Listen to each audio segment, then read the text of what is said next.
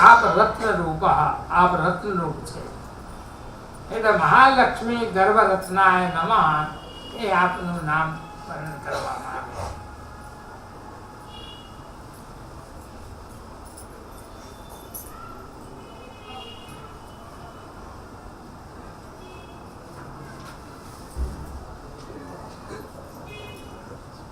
यहाँ टीकाकार वर्णन करे छे महालक्ष्म्याः स्वमातुर गर्भात् उत्पन्नं रत्नम् इत्यर्थः. यथा रत्न आकरस्थमेव भवति परं कस्यचित्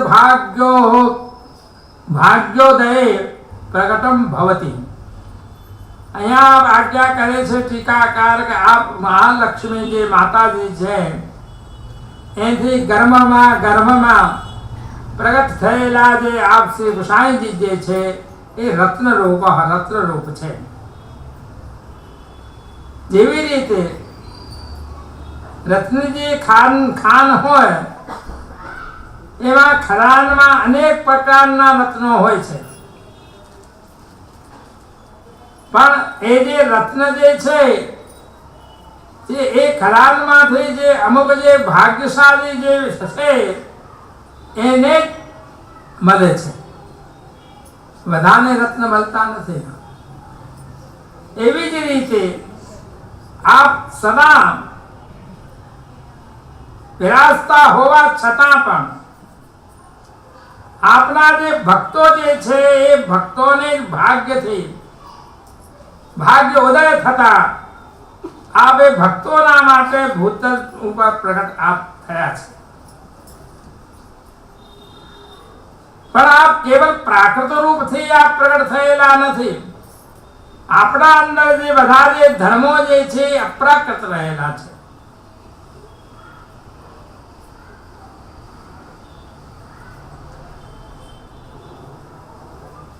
इति आप आज्ञा करे छे ननु श्री कृष्णस्तु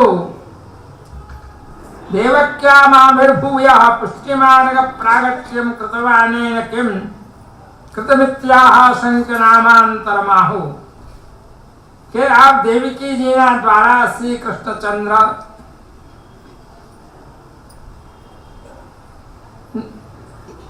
कृष्णचंद्र प्रकट थईने पुष्टि मार्ग नो प्रागट्य जे कर्यो छे एवी ज रीते अहींया आपनो प्रागट्य नो वर्णन करवामां आवे छे। अहींया आप आज्ञा करे छे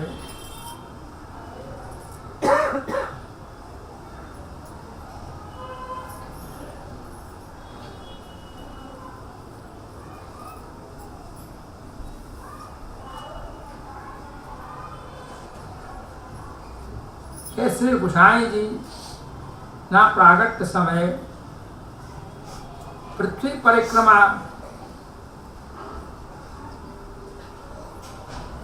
करता आ वृंदावन महाप्रभु जी पधारेगा।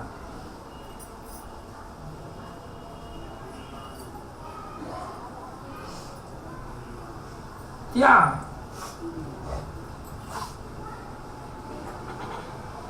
श्री बलदेव जी ने और श्री कृष्ण ने बाल स्वरूप में आपना समक्ष खेलता जोया।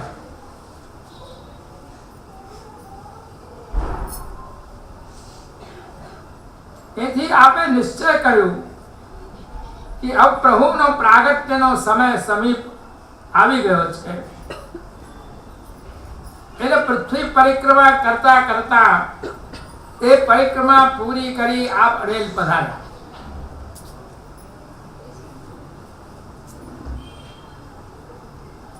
ते वखते फाल्गुनवदी नवमी रात्रि हती।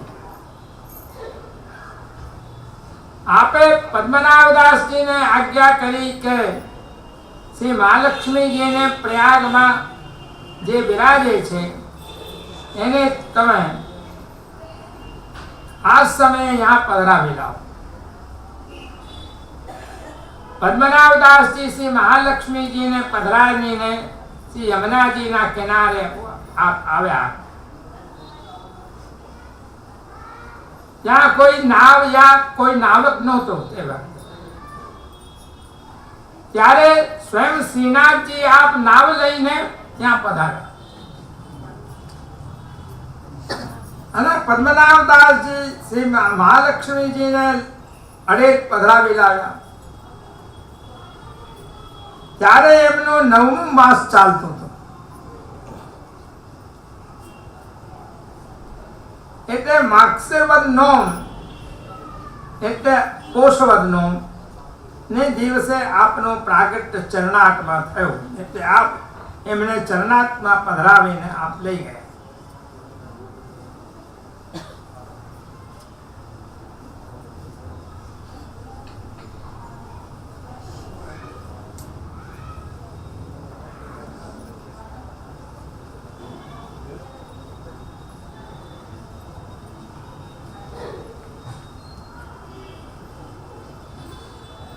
એવી જ રીતે અહીંયા પણ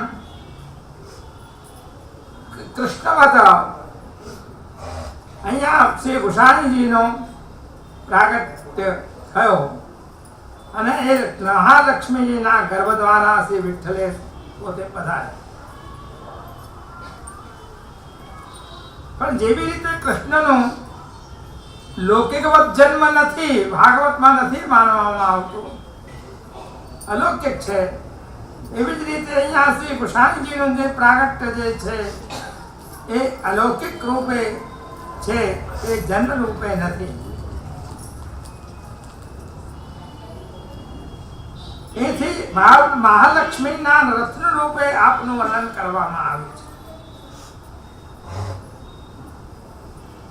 એ આપનો જે અલૌકિક જે સ્વરૂપ છે એ સ્વરૂપનું વર્ણન અહીંયા કરે છે. અને એનું વર્ણન કરીને આપ કહે છે કે મહાલક્ષ્મી રત્ન, મહાલક્ષ્મીના રત્ન રૂપ કૃષ્ણવર્ત્મ સમુદ્ભવ. હવે આ 34મું નામ છે.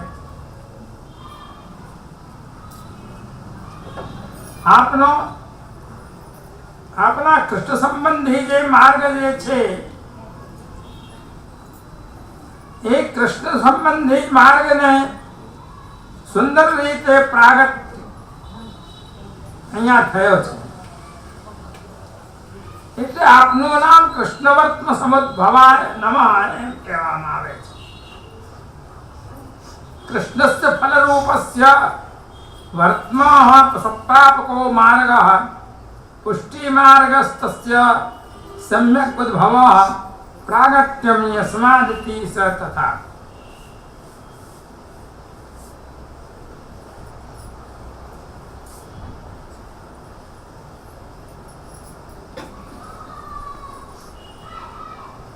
આપ અહીંયા આજ્ઞા કરે છે કે શ્રી કૃષ્ણ સંબંધી જે માર્ગ જે છે અર્થાત પુષ્ટિ માર્ગ નો બહુ સુંદર રીતે આપે પ્રગટ કર્યું છે. કૃષ્ણ વર્તમાં અર્થાત અગ્નિ અર્થાત વૈશ્વાનર જે શ્રી મહાપ્રભુજી થી જે આપનો જે પ્રાગટ્ય જે થયો છે એથી આપ અગ્નિકુમાર રૂપ છે. પુષ્ટિ માર્ગ જે ભક્તો જે છે ભક્તો કો ભગવાન સંબંધી મોટા મોટા મનોરથો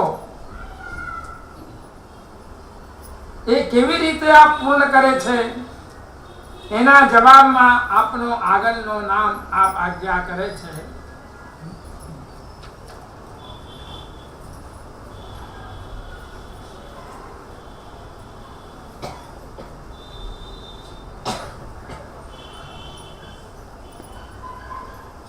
અને ત્યાં આજ્ઞા કરે છે કે આ જે નામ જે છે તેના બે અર્થ અહીંયા વર્ણન કરવામાં આવે છે. કૃષ્ણવર્તમાં એટલે કૃષ્ણ સંબંધી માર્ગ અર્થાત એટલે પુષ્ટિ માર્ગ એટલે આપના દ્વારા પુષ્ટિ માર્ગ પ્રગટ થયો છે જે શ્રી મહાપ્રભુજીના દ્વારા પ્રગટ થયેલો જે પુષ્ટિ માર્ગ, એ પુષ્ટિ માર્ગનો વિસ્તાર આપના દ્વારા એટલે ગુસાઈજીના દ્વારા થયો. જે મહાપ્રભુજીએ પુષ્ટિ માર્ગ જે પ્રગટ કર્યો એનો પુષ્ટિ માર્ગનો વિસ્તાર કરનારા કોણ છે? શ્રી ગુસાઈજી છે. એ ગુસાઈજીએ એનો વિસ્તાર કર્યો. એથી આ પુષ્ટિ માર્ગના પ્રવર્તક પણ કહેવાય છે. જેવી રીતે દેવકીજી ત્યાં પ્રગટ થઈને ભગવાન કૃષ્ણ અર્જુનને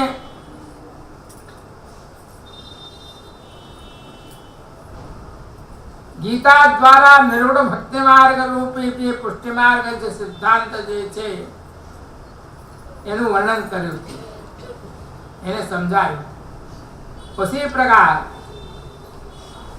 એવી જ રીતે અહીંયા આ પ્રગટ થઈને પુષ્ટિ માર્ગના વિશેષ રૂપે શ્રી ગુસાઈજી પ્રકાશમાન કરે છે. અથવા વર્તમ જે છે એ વર્તમ શબ્દનો એક બીજો પણ અર્થ થાય છે કે અગ્નિ કૃષ્ણ વર્તમાં, જે કે અગ્નિ જે છે એ આપણે ત્યાં અલૌકિક અગ્નિનું વર્ણન કરવામાં આવે છે. અલૌકિક જે અગ્નિ જે વિશ્વાનર સ્વરૂપ જે છે એ શ્રી મહાપ્રભુજી છે. એ શ્રી મહાપ્રભુજીને સુબોધનીજીમાં પ્રારંભમાં પોતાના સ્વરૂપનું વર્ણન કરતા આપ પોતાના સ્વરૂપને વૈશ્વાનર સ્વરૂપે આપ આજ્ઞા કહે છે કે હું વૈશ્વાનર છું. એવી સ્પષ્ટતા આપે અહીંયા કરેલી છે. એવી જ રીતે અહીંયા શ્રી સર્વોત્તમ જે સ્તોત્ર જે છે, સર્વોત્તમ સ્તોત્રમાં પણ આપનો વૈશ્વાનર એ નામ છે. એ છે શ્રી કૃષ્ણજીનું જે પ્રાગટ્ય જે સ્વરૂપ જે છે એ મહાપ્રભુજીથી થયું છે. એથી આપ અગ્નિ માંથી પ્રગટ થયા છે.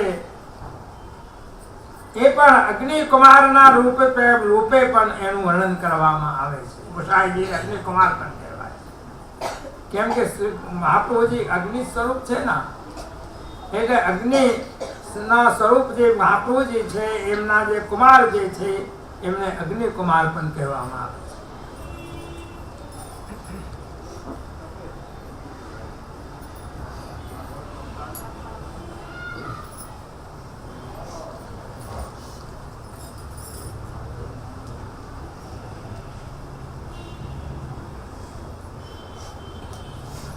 તેથી આપનો જે પહેલું જે નામ જે છે એ આપનું માતૃચરણનું સ્મરણ કરાવે છે અને આપનો પિતૃચરણનું સ્મરણ પણ કરાવે છે. એવી રીતે એક નામના બે અર્થ અહીંયા કરવામાં આવ્યા છે. એ આપ ગાય છે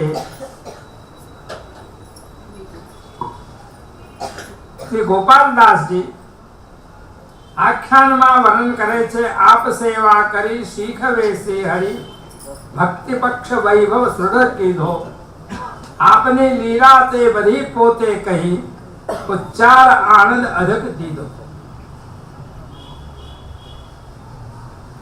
જે આપની સેવક આપના સેવક જે છે તે સેવક ભાવથી સેવા કરે છે અને કેવી રીતે વેણુગીત યુગલ ગીતના અંદર ઇત્યાદિ પોતાની લીલાઓનો રહસ્ય જે છે ભક્તોને સુનાવીને કથા રસનો આપ જે દાન કરે છે એ પુષ્ટિજીવો ભગવત માર્ગમાં સુગમ માર્ગ જેમને બદલાવવામાં આવે છે.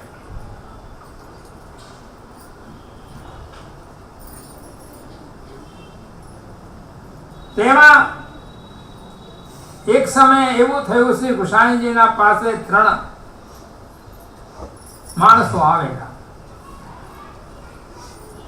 એમણે શ્રી ગુસાઈજીને શરણમાં લેવાની વિનંતી કરી. ગુસાઈજીએ એમને એકથી પૂછ્યું,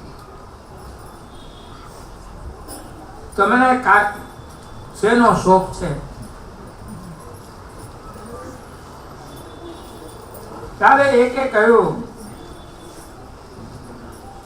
મને વસ્ત્રો પહેરવાનો શોખ છે, ઘણા સારા સારા વસ્ત્રો પહેરું.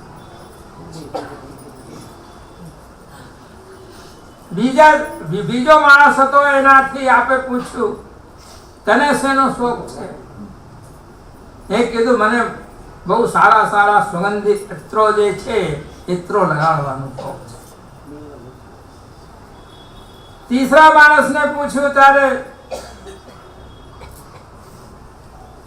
એને જવાબ આપ્યો હતો કે મને કોઈ પણ વસ્તુનો શોખ નથી.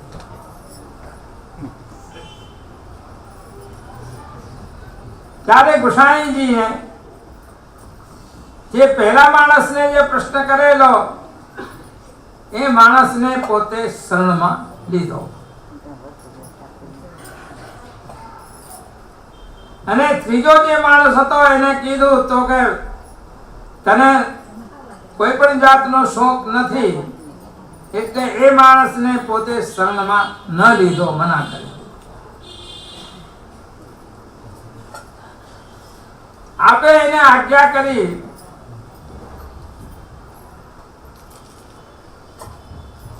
કે તને કોઈ પણ વસ્તુનો શોખના ચીજનો શોખ નથી,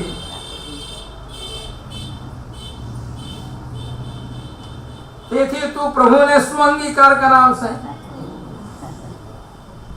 જ્યારે તને જ કોઈ વસ્તુ ગમતી નથી તો પ્રભુને કેવી રીતે તું અર્પણ કરશે?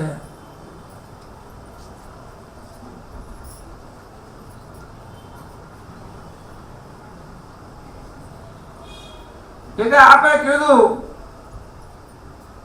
કે તને કોઈ પણ વસ્તુનો શોખ ન હોવાથી તું પ્રભુને કેવી રીતે કોઈ વસ્તુ અંગીકાર કરાવશે? એને લાડ તું કેવી રીતે લડાવશે? કેમ કે પુષ્ટિ માર્ગમાં તો પુષ્ટિ ભક્તોનું કર્તવ્ય એ છે, પરંતુ યદિ તમારા હૃદયમાં નિરસતા છે, વૈરાગ્યપણું છે, તો તમે પ્રભુને લાડ લડાવવા યોગ્ય નથી. એવી જ રીતે અહીંયા કૃષ્ણ જે ભક્તિ જે છે, કૃષ્ણ ભક્તિ રસમય જે માર્ગ જે છે, એ દૈવી જે જીવો જે છે, જે પ્રભુને જે લાડ સેવામાં લડાવી શકે છે, એ જ પ્રભુને પ્રસન્ન કરી શકે છે, અને એ જ જીવો જ એ માર્ગના અધિકારી છે. અહીંયા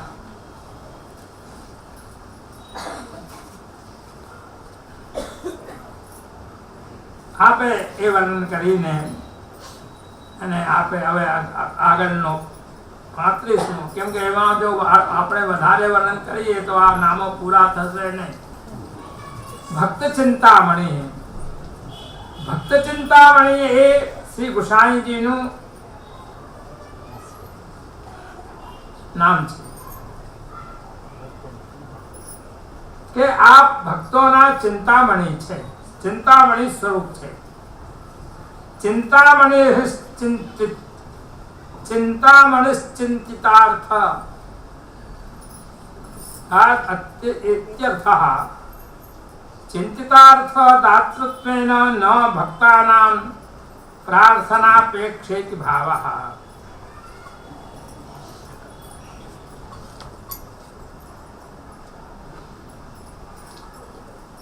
આપ જે છે ભક્તોના મનોરથ પૂર્ણ કરનાર છે, એટલે પૂર્ણ કરનાર હોવાથી ચિંતામણી સ્વરૂપ છે. જે ચિંતામણી છે એ ચિંતામણીના સામે આપણે જે પણ પોતાનો વિચાર કરીએ એ તરત ત્યાં ચિંતન કરતા જ એ વસ્તુ ત્યાં પ્રાપ્ત થઈ જાય છે. અને એ ચિંતામણી એને એ વસ્તુ પ્રદાન કરે છે. એવી જ રીતે શ્રી ગુસાઈજી પણ ભક્તોના ચિંતિત જે અર્થો જે છે એને આપ પ્રદાન કરે છે. એથી આપ ને પ્રાર્થના કરવાની જરૂર હોતી નથી. એ પ્રાર્થના કર્યા વગર જ પોતાનો ભક્તોનો શું વિચાર છે એને સમજી જાય છે. એટલે કે આપ ચિંતામણી રૂપ છે.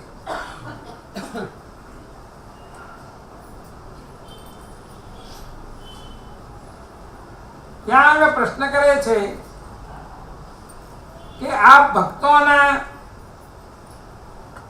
એમની જે ચિંતિત કરેલી વસ્તુ છે એ જ આપે છે, અથવા ભક્તોને જે પ્રાર્થના કરેલી છે એ પોતે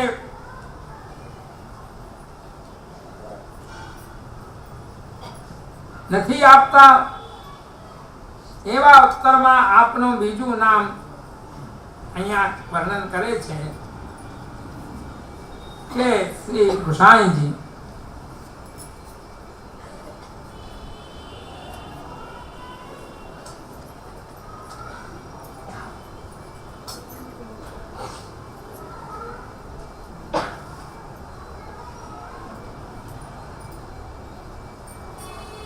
ચિંતામણીના સામે જે વસ્તુને પ્રાપ્ત કરવાનો જે વિચાર જે કરે છે એ તરત જ એને વસ્તુ મળી જાય છે. એ ચિંતામણીનો ધર્મ છે. જેવી રીતે કલ્પવૃક્ષ છે એવી રીતે ચિંતામણી છે. એને પાવવાને માટે કોઈ પણ જાતનો પ્રયાસ એને કરવો પડતો નથી. કેવળ વિચાર કરે એટલે તરત જ મળી જાય. એને કોઈ સાધન ન કરવું. આ અર્થથી આ ભક્તોના ચિંતામણી સ્વરૂપ છે. એટલે એ ભક્ત મનમાં વિચાર કરે એટલે તરત જ એને વસ્તુ પ્રાપ્ત થાય. પણ ભક્ત જે છે એ ભક્ત પોતાના મનમાં ભગવદ વિષયક જે ચિંતન છે એ ભગવદ વિષયક ચિંતન એ પોતે કરે છે અને મનોરથ કરે છે.